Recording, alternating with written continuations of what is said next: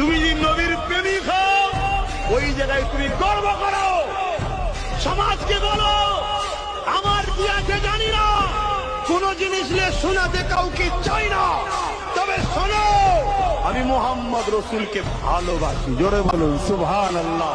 এভাবে বুক ঠুকে দুনিয়াকে শোনাও যদি তুমি সচ্চা প্রেমিক হও। এটা গর্বের জিনিস, এটা লোককে বলার জিনিস, আমি তাকে প্রেম করি, আমি তাকে ভালোবাসি, এটা বলার জিনিস।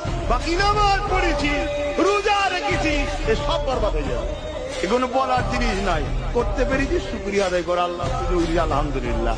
আর এটা প্রচার করো যে ভালোবাসি।